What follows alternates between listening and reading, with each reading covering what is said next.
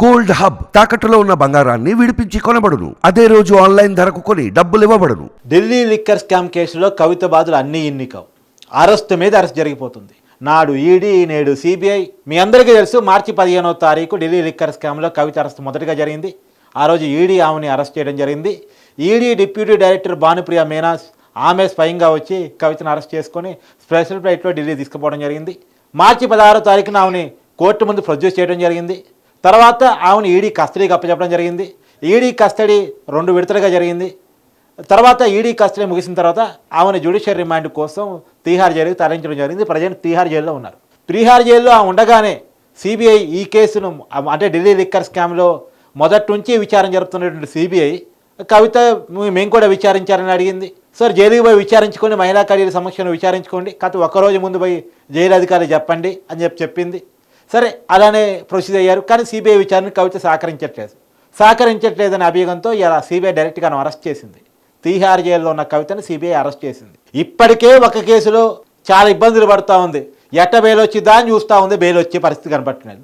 అదే సరే, బెయిల్ ఎట్లా రాదు, మధ్యంతర బెయిల్ అన్న ఇస్తారా, నా కొడుకు ఎగ్జామ్స్ ఉన్నాయి, నేను ఒక మదర్గా ఉమెన్గా వెళ్ళాలి, నా కొడుకు భవిష్యత్తు అని చెప్పేసి మధ్యంతర బెయిల్ అనేది ఇవ్వట్లేదు. ఎందుకు ఇవ్వట్లేదు అంటే ఏ మీద ఉన్న అభియోగాలు అలాంటివి. గతంలో బయట ఉంటే సాక్షులు బెదిరించారు, సాక్ష్యాధారాన్ని ప్రభావితం చేశారు, మొబైల్ ఫోన్లు ధ్వంసం చేశారు, ఎంక్వైరీకి రమ్మంటే రాలేదు, అప్రూవల్ని బెదిరించారట. ఇవన్నీ ఈడీ అభియోగాలు మోపుతుంది ఏం మీద. మొత్తం 4 ఫోన్లు ధ్వంసం చేశారు, 9 ఫోన్లో డేటా రిలీజ్ చేశారు, అప్రూవల్ని బెదిరించి సాక్ష్యాన్ని మార్చే ప్రయత్నం చేశారు. ఏమైనా బెయిల్ ఇస్తే అంత అలా ఇలా ఉండదు. అసలు ఈ కేసులో మెయిన్ సూత్రధారే కవిత. కాబట్టి కవితగా బెయిల్ ఇవ్వద్దు, కవితగా బెయిల్ ఇస్తే మొత్తానికే మోసం వస్తుంది, ఈ కేసులో కీలకమైనటువంటి నిందితురాలు కవిత అని చెప్పేసి ఈడీ అభియోగాలు మోపుతుంది. కవితగా బాగా తెలుసు ఈ కేసులో బెయిల్ అంత ఈజీగా రాదన్న విషయం. ఎందుకంటే కళ్ళ ముందు ఆమెకు ఎగ్జాంపుల్ ఉంది. అదే జైల్లో ఉన్నాడు మనీష్ సిసోడియా, ఢిల్లీ డిప్యూటీ సీఎం, 19 నెలలుగా జైల్లో ఉన్నాడు. ఈ కేసులో అప్రూవల్గా మారిన వాళ్ళకి తప్ప మిగతా నిందితుడికి ఎవరికి బెయిల్కి రాలే. కేసు అలాంటిది. సుప్రీంకోర్టు గైడ్లైన్స్ ఉన్నాయి. ప్రజాప్రతినిధిగా ఉండి ప్రజాధనాన్ని లూటీ చేస్తే వాళ్ళకి బెయిల్ ఇవ్వద్దు, వాళ్ళకి టైం మోడ్తో విచారించండి, శిక్షలు కూడా కఠినంగా ఉండాలి, త్వరితగతిన విచారణ జరగాలి, సుప్రీంకోర్టు గైడ్లైన్స్ క్లియర్గా ఉన్నాయి. అలాంటి వాళ్ళకి బెయిల్ ఇవ్వద్దు. వాళ్ళు సాక్ష్యాధారాన్ని ప్రభావితం చేసే అవకాశం ఉంటే బెయిల్ ఇవ్వద్దు. సహజంగా బెయిల్ ఇవ్వాలంటే కొన్ని నియమాలు ఉంటాయి. నేరం తీవ్రత ఎంత, నేరంలో కవిత పాత్ర ఎంత, బయట పోతే సాక్షులను ప్రభావితం చేసిద్దా, సాక్ష్యాధారాన్ని ధ్వంసం చేసిద్దా, విదేశాలకు పారిపోయిద్దా, ఇలాంటివి చాలా చూస్తారు. మరి ఏం చూసినా ఒక బ్యాడే.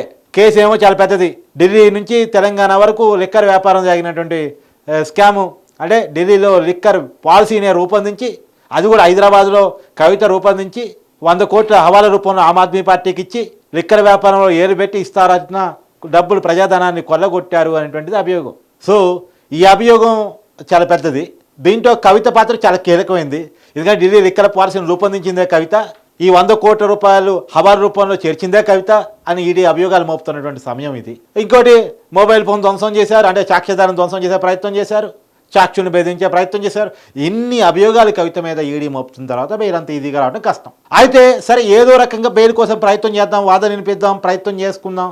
నన్ను అక్రమంగా ఇరికించారు, నేను జడ్జి గారికి లెటర్ రాశారు కదా, నన్ను అక్రమంగా ఇరికించారు, ఇది రాజకీయ కుట్రతో పెట్టిన కేసు, బీజేపీలో చేరితే పతితులు అవుతారు, లేకపోతే కేసుల్లో ఇరుక్కుంటారు, ఇలా చాలా లెటర్లు జడ్జి గారికి కూడా లెటర్ రాసింటారు కవిత గారు. అయితే ఓకే, అది తన ప్రయత్నం దాన్ని చేసుకుంటుంది, దాంట్లో బెయిల్ కోసం. ఇప్పుడు సిబిఐ అరెస్ట్ చేసింది. ఇప్పుడు కవితగా బెయిల్ రావాలంటే ఒకవేళ ఈడీ కేసులో బెయిల్ వచ్చినా ఇప్పుడు సిబిఐ కేసులో కూడా బెయిల్ వస్తే తప్ప కవిత తీహార్ జైలు నుంచి బయటకు రాదు. ఇప్పుడు సిబిఐ విచారణకు అడిగింది, కస్టడీలో తీసుకుంటుంది. సిబిఐ విచారణ కూడా కవిత సమాధానం చెప్పాల్సి వస్తుంది. ఇప్పటికే ఈడీ విచారణకి సరిగ్గా సహకరించలేదు, అన్ని ప్రశ్నలకి సమాధానం ఇవ్వలేదు అని ఈడీ చెప్తున్నటువంటి సమయంలో ఇప్పుడు సిబిఐకి ఏం సమాధానం చెప్పింది? బయట ఉన్నప్పుడు అంటే సిబిఐ విచారణకి ఏం పోలేదు, ఆధార్ కాలేదు, ఏదో పేరు చెప్పి తప్పించుకునే ప్రయత్నం చేశారు. కానీ ఇప్పుడు తీహార్ జైల్లో ఉంది కాబట్టి తప్పదు, తప్పించుకోలేదు, సమాధానం చెప్పాల్సిందే. ఒకవేళ సమాధానం చెప్పకపోతే కవితకే ఇబ్బంది అవుతుంది, తన బెయిల్కి ఇబ్బంది అవుతుంది.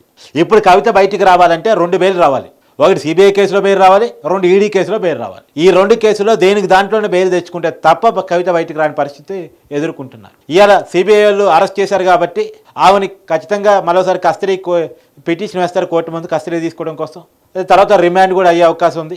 ఈ ఆల్రెడీ ఒక కేసులో రిమాండ్లో ఉంది, ఇంకో కేసులో కూడా రిమాండ్ వచ్చే అవకాశం ఉంది. సో ఇప్పుడు 2 కూడా ప్యారలల్గా నడుస్తూ ఉంటాయి 2 కేసులు.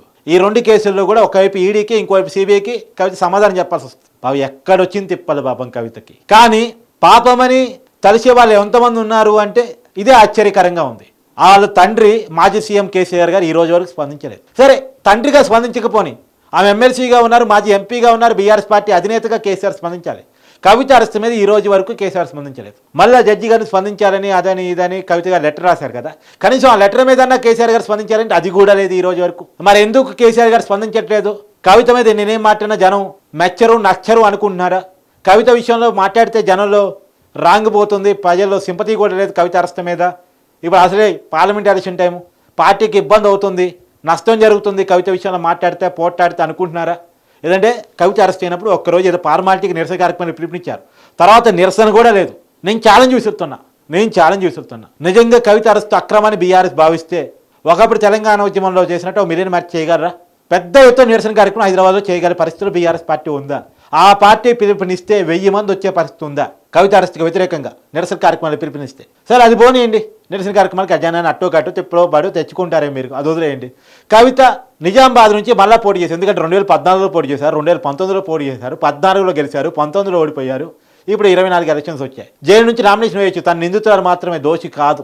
జైలు నుంచి నామినేషన్ వేసి తను కేసీఆర్ పోయి ప్రచారం చేయమనండి, హరీష్ రావు పోయి ప్రచారం చేయమనండి, కేటీఆర్ పోయి ప్రచారం చేయమనండి, వాళ్ళ ఇష్టం, ఎవరినైనా పోయి ప్రచారం చేయమనండి. నిజామాబాద్లో ఎంపీగా ఆమె గెలవగలరా? స్ట్రైట్గా అడుగుతున్నా. ఒకటి జనసందోహాన్ని కూడదీసి ఆందోళన చేయటం, లేదు ఇది కుదరదు, అందులో ఎలక్షన్ కూడా అమల్లో ఉంది, ఇది సాధ్యం కాదు అనుకుంటే ఎలక్షన్స్లో కవిత పేరు మీద నామినేషన్ వేసి కవితను గెలిపించే ప్రయత్నం చేయడం. కవిత కనుక నిజామాబాద్లో గెలిచిందనుకోండి, ఆమె అరెస్టుని ప్రజలు తప్పుపడుతున్నారు, రాజకీయం అనుకుంటున్నారు, కావాలని అరెస్ట్ చేశారు, కుట్రపూరితంగా కేసులు పెడుతున్నారు కేసీఆర్ కుటుంబం మీద అని జనం భావిస్తున్నట్టు లెక్క. మరి ఆ పని కేసీఆర్ కుటుంబం చేయగలదా?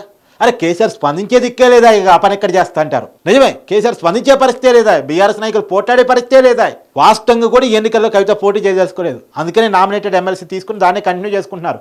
ఇప్పుడు నిజంగా ఆమె ఎన్నికల్లో పోటీ చేయదలుచుకుంటే జైలుకి పోవడం అనేటువంటిది పెద్ద అడ్డంకి కాదు, జైలు నుంచి నామినేషన్ వేయచ్చు, ఆమె కోసం ఆమె కుటుంబం మొత్తం ప్రచారం చేసుకోవచ్చు. సింపతి కనుక వర్కౌట్ అయితే అది నిజామాబాద్కే కాదు మిగతా చోట్ల కూడా వర్కౌట్ అవుతుంది. కానీ ఉమ్మడి నిజామాబాద్ జిల్లాలో కామారెడ్డి నుంచి పోటీ చేసి స్వయంగా ఓడిపోయిన కేసీఆర్, స్వయంగా ఓడిపోయిన బీఆర్ఎస్ అధినేత, మాజీ ముఖ్యమంత్రి, తెలంగాణ జాతిపితగా, ఉద్యమకారుడిగా, ఉద్యమ పెద్దగా చెప్పుకునే కేసీఆర్ ఓడిపోయిన తర్వాత మళ్ళీ నిజామాబాద్ ఎంపీగా కవిత పోటీ చేస్తారంటే పోటీ చేయకపోవచ్చు అనేది ఏర్పడుతుంది. అంటే జనంలో సింపతి లేదు, జనంలో వ్యతిరేకత ఉంది, జనం నేరం చేయలేదు కవిత అనేది నమ్మట్లేదు. కానీ బుకాయిస్తారు, బెదిరిస్తారు, మాట్లాడొద్దంటారు, మాలాంటి వాళ్ళు గొంతులు నొక్కే ప్రయత్నం చేస్తారు. సరే ఏది ఏమైనా కవితకు మాత్రం ఢిల్లీ లిక్కర్ స్కామ్లో ఇబ్బందుల మీద ఇబ్బంది వచ్చి పడుతున్నాయి. అప్పట్లో ఆమె బయటకు వస్తున్నటువంటి ఆశ కూడా కనపడిన పరిస్థితి నెలకొని ఉంది. ఎందుకంటే ఈవెన్ కవితతో పాటు అరెస్ట్ అయినటువంటి, కవిత తర్వాత అరెస్ట్ అయినటువంటి ఢిల్లీ సీఎం కేజ్రీవాల్ తన అరెస్ట్ అక్రమాన్ని ఢిల్లీ హైకోర్టులో పిటిషన్ వేసుకుంటే ఇది అక్రమంలో కనపట్లేదు, మీరు కుట్రదారు ఉన్నారు, ప్రాథమిక సాక్ష్యాలు ఏదైతే ఈడీ సమర్పించిందో అవి నిజాయితీగానే ఉన్నాయి, అవి కనపడుతున్నాయి, సాక్ష్యాధారాలు క్లియర్గా ఉన్నాయి, ఎవిడెన్స్ క్లియర్గా ఉంది, కాబట్టి ముఖ్యమంత్రి అయినా సామాన్యులైనా ఒకటే చట్టం దేశంలో అమల్లో ఉంది, ఖచ్చితంగా మీరు అరెస్ట్ కావడం తప్పు కాదు అని చెప్పేసి కేజ్రీవాల్ వేసిన పిటిషన్ కొట్టేసింది. తర్వాత ఆయన సుప్రీంకోర్టు కూడా పోయాడు, అర్జెంటుగా విచారించానని పోయాడు కేజ్రీవాల్. దీంట్లో అర్జెంట్ ఏం లేదు కదా అని చెప్పేసి పక్కన పెట్టేశారు సీజే సుప్రీంకోర్టులో. సో ఈ కేసులు ఇరకపోయినటువంటి మనీష్ సిసోడియా కానీ, కేజ్రీవాల్ కానీ, కవిత కానీ అప్పట్లో బయటకు వస్తారని నమ్మకమే కలగట్లేదు. జరుగుతున్న ట్రైన్ బట్టి, బయటకు వస్తున్న నేరం తీవ్రతను బట్టి, ఎంక్వైరీ సంస్థలు చేస్తున్న వాదనను బట్టి మనకు అర్థమవుతున్న విషయం. మరి కేసీఆర్ కుటుంబంలో మొట్టమొదటిసారిగా జైలుకు పడినటువంటి కవిత గారు మొన్నటిదాకా అంతకుముందు 2014 నుంచి 2019 వరకు బీఆర్ఎస్ పార్టీలో తొలి మహిళా ఎంపీగా ఉండే ఆమె చేసిన అలిచలు, ఆమె లైఫ్ స్టైలు, తర్వాత కూడా తనకు ఓడిపోయిన తర్వాత కూడా నామినేటెడ్ పదవి ఇచ్చేసి ఆమె ఒక హంగు ఆర్భాటాలతో రాజకీయాలు నడిపినటువంటి వ్యక్తి ఇవాళ తీహార్ జైల్లో ఒంటరిగా మరి ఏం రాస్తున్నారో, ఆత్మకథలు ఏమైనా రాసుకుంటున్నారేమో, ఏం చదువుకుంటున్నారో పుస్తకాలు మరి తెలియాలి. మరి మనకి విషయాలు బయటకు రావు కానీ తీహార్ జైల్లో ఏముంది అనేటువంటిది. ఏ దేశంలోనే అత్యంత పెద్ద జైలు, అత్యంత కఠినాత్మకులు ఉండే జైలు, గ్యాంగ్స్టర్స్ కానీ, అత్యంత తీవ్రవాదులు కానీ అలాంటి వాళ్ళని పెట్టే జైల్లో కవిత గారు గడుపుతున్నారు. మరి చూడాలి ఆ కేసు ఎక్కడి వరకు వెళ్తుంది, కవిత కథ ఎంతవరకు తేలుతుంది. ఈ నేరం తీవ్రత తేలిస్తే మాత్రం ఆమె దోషిగా, ఇప్పటివరకు నిందితురాలిగా మాత్రమే ఉన్నారు, ఆమె కనుక దోషిగా తేలితే ఆమెకున్నటువంటి రాజకీయ పదవులన్నీ కోల్పోయే ప్రమాదం ఉంది, ఎన్నికల్లో పోటీ చేసే అర్హత కూడా కోల్పోయే ప్రమాదం ఉంది. మరి ఈ కేసు క్లైమాక్స్ దశ చేరిందని చెప్పేసి ఒకవైపు రాజకీయ విశ్లేషణ వినపడుతున్నటువంటి సమయంలో ఈ కేసు ఎప్పుడు క్లోజ్ అవుతుంది, కవితకి ఎలాంటి శిక్ష పడే అవకాశం ఉంది, లేదా నిర్దోషిగా బయటకు వస్తారా, లేదు కవితగా బెయిల్ ఎప్పుడు వస్తుంది అసలు అనేది చూడాల్సిన పరిస్థితి కనపడుతుంది.